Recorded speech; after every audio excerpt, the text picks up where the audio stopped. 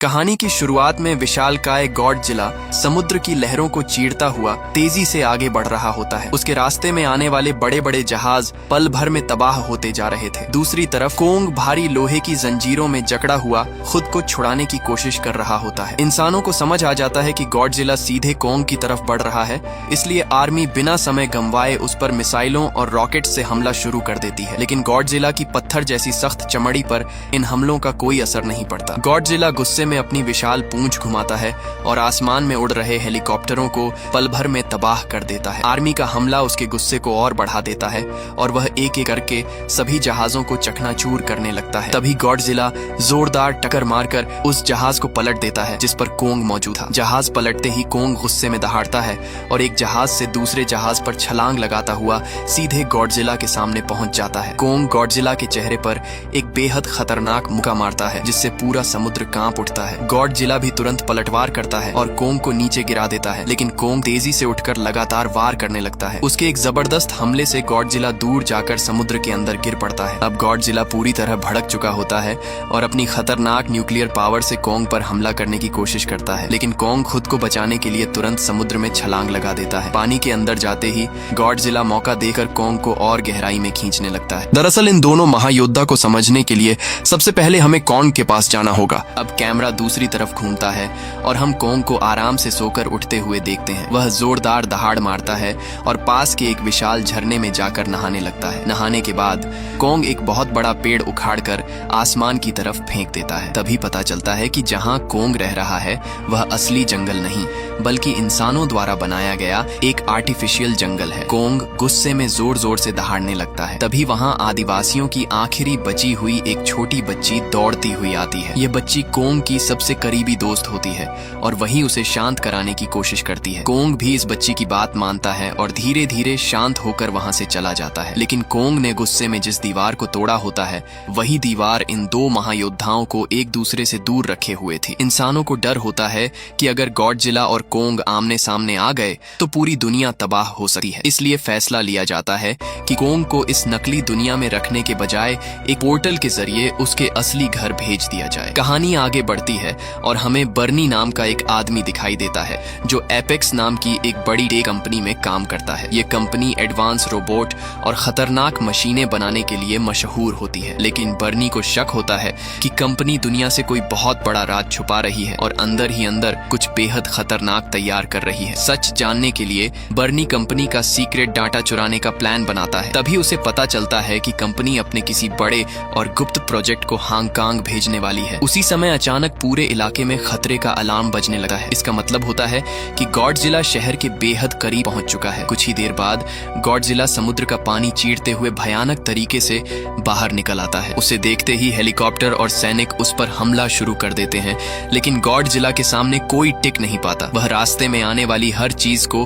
पल भर में नष्ट कर देता है। वहां मौजूद लोग यह सब देखकर हैरान रह जाते हैं क्योंकि गॉडजिला हमेशा इंसानों का रक्षक माना जाता था, लेकिन आज वह खुद तबाही मचा रहा होता है। तभी गॉडजिला गुस्से में अपनी न्यूक्लियर पावर छोड़ता है और पूरी एपेक्स कंपनी कुछ ही सेकंड में आग के समंदर में बदल जाती है। यह खबर पूरी दुनिया में तेजी से फैल जाती है कि गॉडजिला अब रक्षक नहीं बल्कि इंसानों का दुश्मन बन चुका है। दूसरी तरफ एपेक्स कंपनी का मालिक वॉल्टर न्यूज चैनल पर आकर दावा करता है कि गॉडजिला अब पूरी तरह बेकाबू हो चुका है, लेकिन वह जल्द ही ऐसी मशीन बनाएगा जो उसे रोक सकेगी। यह खबर मेडिसन नाम की लड़की भी देख रही होती है। मेडिसन को पूरा यकीन होता है कि गॉडजिला बिना किसी वजह के हमला नहीं कर सकता क्योंकि वह उसे पहले से जानती है। उसे लगता है कि इस सब के पीछे एपेक्स कंपनी का ही हाथ है। अपनी बात साबित करने के लिए वह सीधे अपने पिता मार्क के पास जाती है। मेडिसन अपने पिता को समझाने की कोशिश करती है कि किसी ने जरूर गॉडजिला को उकसाया है, लेकिन मार्क उसकी बात मानने से इनकार कर देता है। वह कहता है कि ये टाइटन भी इंसानों की तरह होते हैं और कभी भी बदल सकते हैं। उसके मुताबिक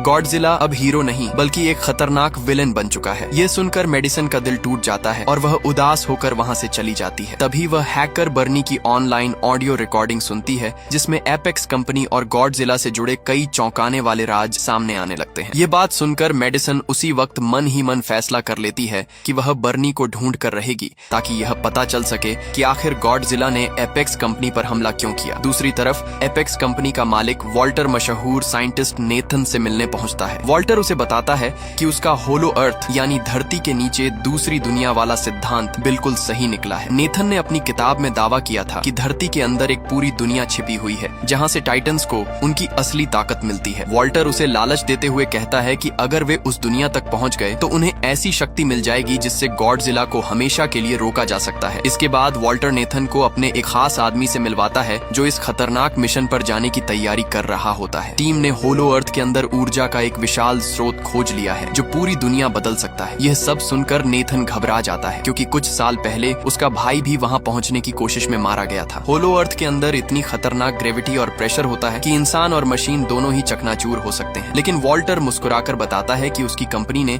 एक एडवांस एंटी ग्रेविटी क्राफ्ट तैयार किया है जो इस दबाव को सह सकता है। नेथन समझाता है कि हर टाइटन के अंदर अपने असली घर को पहचानने की प्राकृतिक क्षमता होती है, इसलिए होलो अर्थ तक पहुंचने के लिए कोंग की मदद जरूरी है क्योंकि वही सही रास्ता दिखा सकता है। अगले दिन नेथन अपनी पुरानी दोस्त डॉक्टर एलन एंड्रूज से मिलता है जो कोंग की देखभाल कर रही होती है। वह उसे समझाता है कि कोंग को इस कृत्रिम जगह पर ज्यादा समय तक सुरक्षित रखना संभव नहीं है। उसका असली घर होलो अर्थ ही है और गॉडजिला से बचाने का यही एक रास्ता बचा है। काफी सोचने के बाद एलन आखिरकार कोंग को वहाँ ले जाने के लिए तैयार हो जाती है। मिशन शुरू होता है। कई बड़े जहाजों और सेना के साथ कोंग को समुद्र के रास्ते ले जाया जाता है। उसे एक विशाल जहाज पर भारी जंजीरों से बांध दिया जाता है ताकि वह काबू में रहे। रात के समय जिया इशारों में एलन को बताती है कि कोंग बेहद गुस्से में है और उसे इस तरह बंधा रहना पसंद नहीं आ रहा। सेना का लीडर भरोसा दिलाता है कि सब कुछ कंट्रोल में है और वे गॉडजिला की नजरों से बचकर निकल जाएंगे। लेकिन एलन जानती है कि गॉडजिला और कोंग की दुश्मनी बहुत पुरानी है। दोनों खुद को दुनिया का असली राजा मानते हैं और अगर वे आमने सामने आ गए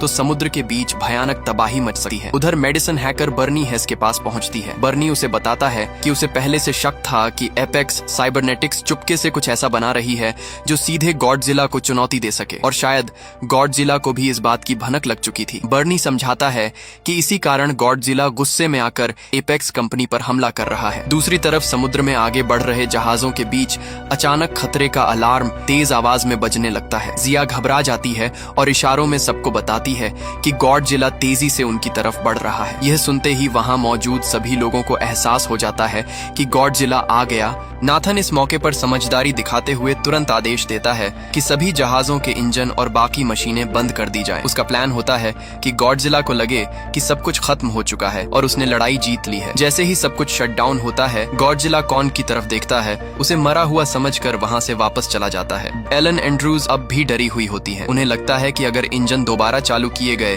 तो गॉडजिला फिर लौट आएगा। इस पर नाथन साफ कहते हैं कि अब वे लोग समुद्र के रास्ते आगे नहीं बढ़ेंगे बल्कि कॉन को हेलीकॉप्टरों की मदद से हवा के रास्ते ले जाया जाएगा। दूसरी तरफ मैडिसन रसेल अपने दोस्तों जोश वैलेंटाइन और बर्नी हेस के साथ चुपके से हांगकांग में एपेक्स साइबरनेटिक्स के हेडक्वार्टर में घुस जाती है। अंदर पहुंचते ही उन्हें स्कल क्रॉलर के कई विशाल अंडे दिखाई देते हैं जिन्हें कंपनी किसी गुप्त एक्सपेरिमेंट के लिए संभाल कर रख रही होती है। तीनों उन अंडों को देख ही रहे होते हैं कि अचानक लैब का भारी दरवाजा अपने आप बंद होकर लॉक हो जाता है। असल में वे लोग एक high speed underground transport system के अंदर फंस जाते हैं जो उन्हें उन अंडों के साथ तेजी से जमीन के नीचे बने रास्तों से हांगकांग की ओर ले जाने लगता है। उधर आर्मी हेलीकॉप्टरों की मदद से कॉन को अंटार्कटिका के उस बर्फीले रास्ते तक पहुंचाया जाता है जो सीधे होलो अर्थ की तरफ जाता है। वहां पहुंचकर जिया कॉन को सामने बनी गुफा के अंदर जाने का इशारा करती है लेकिन कॉन साफ मना कर देता है। कॉन को पीछे हटे देख नाथन लिंड जिया की मदद लेते हैं। जिया अपने इशारों में उसे समझाती है कि गुफा के दूसरी तरफ उसका असली घर है। उसकी बात मानकर कॉन्ग आखिरकार गुफा के अंदर कदम रख देता है। कॉन के अंदर जाते ही बाकी लोग भी अपनी एंटी ग्रेविटी व्हीकल्स में बैठकर उसके पीछे पीछे प्रवेश करने लगे हैं। कुछ ही समय बाद सभी लोग कॉन्ग के साथ होलो अर्थ के भीतर पहुंच जाते हैं। वहां पहुंचते ही उन्हें एक अजीब और रहस्यमयी दुनिया दिखाई देती है जहां सब कुछ उल्टा और हवा में तैरता हुआ नजर आता है। हालांकि इस खतरनाक दबाव से सभी लोग अपनी एंटी ग्रेविटी व्हीकल्स की वजह से सुरक्षित रहते हैं, लेकिन जैसे ही वे इस अनजान जगह में आगे बढ़ते हैं अचानक कुछ खतरनाक और अजीब जीव उन पर हमला कर देते हैं। एक उड़ने वाला विशाल जीव सीधे आगे चल रही व्हीकल पर हमला करता है और अपने भारी वजन से उसे पूरी तरह कुचल देता है। उसी दौरान एक दूसरा जीव जिया पर हमला करने ही वाला होता है कि तभी कॉन कॉन्ग अचानक उसे अपने मजबूत हाथों से पकड़ लेता है और जोर से जमीन पर पटक देता है। कॉन्ग बड़ी बेरहमी से उस जीव को वहीं मार डालता है। इसके बाद कॉन्ग तेजी से आगे बढ़ता है और अपने असली घर की तलाश में निकल पड़ता है। बाकी लोग भी बिना रुके उसके पीछे पीछे चलने लगते हैं। वहीं दूसरी तरफ मेडिसन और उसके दोस्त उसी हाई स्पीड ट्रांसपोर्ट सिस्टम के जरिए जमीन के नीचे बने रास्तों से हांगकांग की एक गुप्त लैब में पहुंच जाते हैं। जैसे ही वे अंदर जाते हैं उनके सामने एक ऐसा सच आता है जो सब कुछ बदल देता है। उन्हें पता चलता है कि गॉडजिला को हमेशा के लिए खत्म करने के मकसद से एपेक्स साइबरनेटिक्स ने एक विशाल और खतरनाक मशीन तैयार की है, मेका गॉडजिला। यह मेका गॉडजिला कोई साधारण मशीन नहीं होती, बल्कि इसे गॉडजिला की ताकत और उसकी हर चाल को ध्यान में रखकर बनाया गया होता है। सबसे चौंकाने वाली बात यह होती है कि इस मशीन को रेन सेरेजावा न्यूरल लिंक तकनीक के जरिए कंट्रोल कर रहा होता है, यानी एक इंसान सीधे एक दैत्य जैसी मशीन को चला रहा होता है। यह सब देखकर मेडिसन और बर्नी को तुरंत समझ आ जाता है कि गॉडजिला बार बार एपेक्स साइबरनेटिक्स पर हमला क्यों कर रहा था। गॉडजिला कोई विलेन नहीं था, बल्कि वह इस खतरे को पहले ही महसूस कर चुका होता है। अब मेका गॉडजिला की असली ताकत को टेस्ट करने के लिए वहां मौजूद वैज्ञानिक उसके सामने एक खतरनाक जीव छोड़ते हैं जिसे स्कल क्रॉलर कहा जाता है। जैसे ही वह मेका गॉडजिला पर हमला करता है, अगले ही पल कुछ ऐसा होता है जो सभी को हैरान कर देता है। मेका गॉडजिला बिना एक सेकंड गंवाए अपनी भयानक प्रोटॉन स्क्रीम बीम एक्टिव कर देता है। अगले ही पल तेज चमक के साथ वह बीम सीधे स्कल क्रॉलर के आर पार निकल जाती है और देखते ही देखते वह खतरनाक जीव बीच से दो हिस्सों में कटकर जमीन पर गिर जाता है। लैब में मौजूद हर इंसान यह देखकर सन्न रह जाता है, क्योंकि उन्होंने अभी अभी एक ऐसी ताकत देखी होती है जो अगर काबू से बाहर हो जाए तो पूरी दुनिया के लिए खतरा बन सकती है। लेकिन यहीं पर एपेक्स साइबरनेटिक्स के सामने एक बहुत बड़ी समस्या खड़ी हो जाती है। मेका गॉडजिला जितना ताकतवर है, उसे उतनी ही ज्यादा ऊर्जा की जरूरत होती है। उसे पूरी क्षमता के साथ चलाने के लिए जिस तरह की पावर चाहिए वह इस दुनिया में मौजूद नहीं होती। यह कोई सामान्य बिजली या न्यूक्लियर एनर्जी नहीं, बल्कि एक बेहद रहस्यमयी ऊर्जा होती है जो सिर्फ होलो अर्थ के अंदर पाई जाती है। इसी वजह से कंपनी का मालिक वॉल्टर सिमंस उस रहस्यमयी ऊर्जा को हासिल करने के मिशन पर लगा हुआ होता है। उसका मकसद साफ होता है, उस एनर्जी को हासिल करके मेका गॉडजिला को पूरी तरह एक्टिव करना और उसे दुनिया का सबसे ताकतवर हथियार बना देना। लेकिन जैसे ही लैब में मेका गॉडजिला को कुछ देर के लिए टेस्ट किया जाता है, कहीं दूर समुद्र के बीच मौजूद गॉडजिला को इसकी हल्की सी आहट महसूस हो जाती है। गॉडजिला सिर्फ एक विशालकाय टाइटन नहीं है, बल्कि वह प्रकृति का रक्षक है जिसका काम दुनिया में संतुलन बनाए रखना होता है। इसी वजह से उसे तुरंत एहसास हो जाता है कि कोई नई ताकत इस संतुलन को बिगाड़ने वाली है। बिना देर किए गॉडजिला अपना रास्ता बदल देता है और पूरी रफ्तार से हांगकांग की तरफ बढ़ने लगता है। अब टकराव तय हो चुका होता है, क्योंकि एक तरफ प्रकृति की असली ताकत थी और दूसरी तरफ इंसानों द्वारा बनाई गई विनाश की मशीन। उधर होलो अर्थ की दुनिया किसी खूबसूरत सपने जैसी दिखाई देती है। वहाँ की रहस्यमयी ऊर्जा एक विशाल पहाड़ के अंदर छुपी होती है। चलते चलते कॉन्ग उस पहाड़ के बिल्कुल पास पहुंच जाता है। फिर वह अपने विशाल हाथों से उस पहाड़ के अंदर बने एक प्राचीन दरवाजे को खोल देता है। दरवाजा खुलते ही कॉन्ग अंदर प्रवेश करता है और वहाँ उसे एक खास हथियार दिखाई देता है। यह हथियार एक विशाल कुल्हाड़ी होती है, लेकिन यह कोई साधारण कुल्हाड़ी नहीं होती, बल्कि इसे गॉडजिला जैसे विशाल टाइटन्स की पीठ के कांटों से बनाया गया होता है। कॉन्ग उस कुल्हाड़ी को अपने हाथों में उठाता है और आगे बढ़कर वहाँ बने एक विशाल सिंहासन पर किसी राजा की तरह जाकर बैठ जाता है। उधर दूसरी तरफ गॉडजिला सीधे हांगकांग पहुंच जाता है। इतने विशाल टाइटन को शहर के करीब आते देख वहाँ मौजूद लोग डर कर इधर उधर भागने लगते हैं। वहीं होलो अर्थ में कॉन्ग को आखिरकार वही रहस्यमयी ऊर्जा मिल जाती है जिसकी तलाश एपेक्स साइबरनेटिक्स को लंबे समय से थी। जैसे ही कॉन्ग अपनी कुल्हाड़ी उस ऊर्जा के ऊपर रखता है, कुल्हाड़ी तुरंत चार्ज होने लगती है। उसके अंदर नीली चमक दौड़ पड़ती है और वह पहले से कई गुना ज्यादा ताकतवर बन जाती है। उसी समय ऊपर हांगकांग में गॉडजिला को जमीन के नीचे से एक अजीब वाइब्रेशन महसूस होती है। वह तुरंत रिएक्ट करता है और अपनी एटॉमिक ब्रीथ सीधे जमीन के अंदर फायर कर देता है। गॉडजिला की वह भयानक शक्ति धरती को चीरती हुई हजारों मील नीचे होलो अर्थ तक पहुंच जाती है और सीधे कॉन्ग के सामने आकर फट पड़ती है। दूसरी तरफ वॉल्टर सिमंस की बेटी माया सिमंस भी अपनी टीम के साथ होलो अर्थ के अंदर मौजूद होती है। माया शुरू से ही इस मिशन को अपने फायदे के लिए इस्तेमाल करना चाहती थी। जैसे ही कॉन्ग उस रहस्यमयी ऊर्जा तक पहुंचता है, माया चालाकी दिखाते हुए उस ऊर्जा का पूरा डेटा चुपके से एपेक्स साइबरनेटिक्स को भेजना शुरू कर देती है ताकि मेगा गॉडजिला को और भी ज्यादा ताकतवर बनाया जा सके। उसका मकसद साफ होता है, मेगा गॉडजिला को इतना शक्तिशाली बना देना कि वह असली गॉडजिला को भी आसानी से हरा सके। यह देखकर डॉ एलन एंड्रूज उसे तुरंत रोकने की कोशिश करती है और चेतावनी देती है कि यह बहुत खतरनाक हो सकता है, लेकिन माया किसी की बात नहीं सुनती। उसके लिए ताकत ही सबसे बड़ी चीज बन चुकी होती है। तभी अचानक गॉडजिला की एटॉमिक ब्रीथ वहां तक पहुंच जाती है। पूरा इलाका जोर जोर से कांपने लगता है, जमीन टूटने लगती है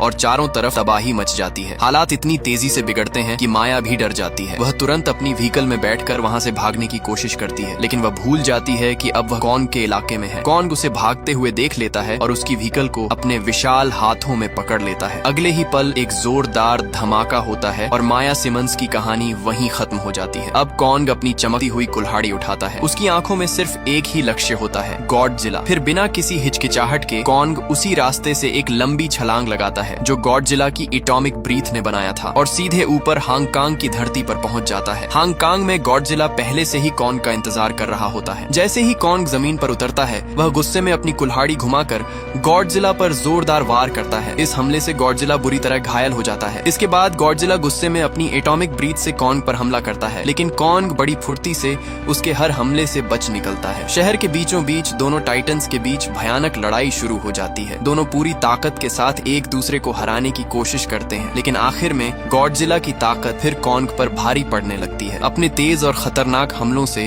वह कॉन्ग को बुरी तरह घायल करके जमीन पर गिरा देता है। इसके बाद गॉडजिला अपना भारी पैर कॉन्ग की छाती पर रख देता है और उसके चेहरे के बिल्कुल सामने झुककर जोरदार दहाड़ मारता है। फिर वह कॉन्ग को वहीं छोड़कर आगे बढ़ जाता है, जैसे उसने एक बार फिर उसे हरा दिया हो। दूसरी तरफ एपेक्स साइबरनेटिक्स का मालिक वॉल्टर सिमंस आखिरकार होलो अर्थ की उस खास ऊर्जा का पूरा डेटा हासिल कर लेता है जिसका वह लंबे समय से इंतजार कर रहा था। जैसे ही उस ऊर्जा का डेटा मेगा गॉडजिला के सिस्टम में फीड किया जाता है, उसी पल मेगा गॉडजिला पूरी ताकत के साथ एक्टिव हो जाता है। लेकिन मेगा गॉडजिला अचानक कंट्रोल से बाहर चला जाता है और रेन सेरिजावा मशीन पर अपना कंट्रोल खो देता है। उसका दिमाग पूरी तरह ओवरलोड हो जाता है। मेगा गॉडजिला सबसे पहले एपेक्स साइबरनेटिक्स के मालिक वॉल्टर सिमंस को मार देता है और फिर लैब के अंदर मौजूद पूरे सिस्टम को तबाह करना शुरू कर देता है। इसके बाद वह अपनी जबरदस्त ताकत से पूरी बिल्डिंग को तोड़ते हुए बाहर निकल आता है और हांगकांग में चारों तरफ विनाश मचाने लगता है। उसी समय जब असली गॉडजिला की नजर मेगा गॉडजिला पर पड़ती है